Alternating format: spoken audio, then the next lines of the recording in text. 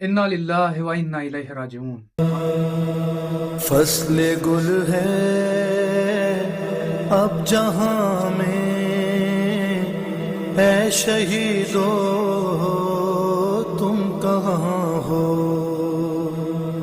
فصل گل ہے اب جہاں میں، اے شہیدو تم کہاں ہو؟ تازگی ہے گلستاں میں،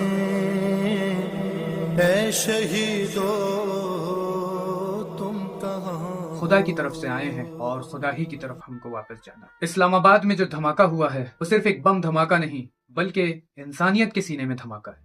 وہ نماز جمعہ، وہ خدا کے آگے جھکے ہوئے لوگ، وہ اللہ کی عبادت میں مصروف مومنین، اور پھر ایک خودکش دھماکے نے سارے سما کو تبدیل کر دیا، سارے منظر کو بدل دیا۔ اب وہ حسینیہ جہاں یہ نماز جمعہ ہو رہی تھی لہو لہان ہے مومنین کے خون سے۔ کئی لوگ گریہ وزاری کر رہے ہیں، کئی ماؤں کی گود اجڑ گئی، کئی لوگوں کا آباد گھر ویران ہو گیا، دسیوں لوگ شہید ہو گئے اور کئی لوگ زخمی۔ یہ حملہ صرف شیعوں پر نہیں تھا بلکہ یہ حملہ اسلام پر حملہ، یہ اتحاد بین المسلمین کے تصور پہ حملہ ہے۔ آج پاکستان میں باشعور مسلمان ولایت فقیہ کی حمایت کا اعلان کر رہے تھے، مقاومت، حق، صبر اور امت کی وحدت کی بات کر رہے تھے، اور دشمن کو یہی بات ناگوار گزری۔ ان بے گناہوں کے خون کو بہائے جانے کی وجہ علی سے محبت اور علی کی سیرت پہ عمل کرنا تھی۔ دشمن جانتا ہے کہ جب باشعور شیعہ اور سنی ایک ساتھ جمع ہو جائیں اور ایک صف میں کھڑے ہو جائے تو اس کی دکان بند ہو جائے گی، اور یہ اتحاد عالمی استقبار کے لیے بھی ایک خطرہ بن کے ابھرے۔ اسی لیے پاکستان میں سینکڑوں آتنکوادیوں کو پالا جا رہا ہے تاکہ لوگ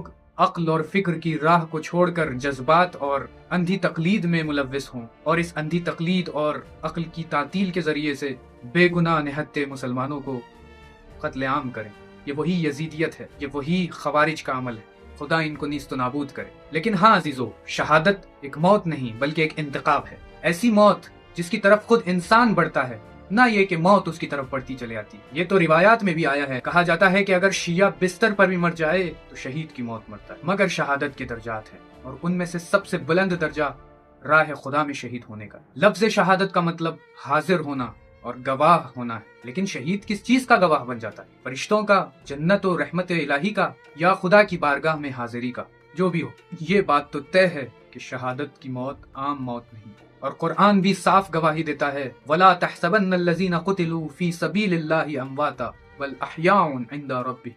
یہ مت سوچو کہ جو خدا کی راہ میں شہید ہوئے ہیں وہ مر گئے ہیں، بلکہ وہ تو زندہ ہیں، مگر تم کو شعور نہیں۔ شہید مرتا نہیں ہے بلکہ پردے خاک سے پردے نور کی طرف منتقل ہوتا ہے۔ ہم انفجار اطلاعات کے اس دور میں جی رہے ہیں جہاں گولیاں صرف جسم کو نہیں چیرتی بلکہ فکروں اور ذہنوں کو بھی خراب کر دیتی۔ عالمی زر، زور اور تزویر ہر اس آواز کو کچلنا چاہتا ہے جو آزادی اور حق اور صداقت کی آواز ہے، اور اسی اندھیرے میں شہادت کی راہ ایک مشعل راہ کی طرح جو ظلم کی فصلوں کو جلا دیتی ہے۔ ایک ایک پاک نمازی مومن محب اہل بیت کا خون جب زمین پر گرتا ہے تو نسلوں کو بیدار کر دیتا ہے۔ یہ شہید کائنات کے جسم پر وہ حسین زخم ہے جو ہمیشہ گواہی دے رہا ہے کہ حق کتنا ارزش مند ہے، اور شہادت سچ کے ہونٹوں سے پھوٹنے والی وہ سب سے حسین غزل ہے۔ میں ایک شیعہ ہندوستانی ہونے کے ناطے اور اس سے بڑھ کر ایک انسان ہونے کے ناطے اس دہشت گردانہ اور اس بزدلانہ حملے کی سخت الفاظ میں مذمت کرتا ہوں، اور خدا سے یہ دعا کرتا ہوں ان فتنہ گروں کو اور ان قاتلوں کو خدا نیست و نابود کرے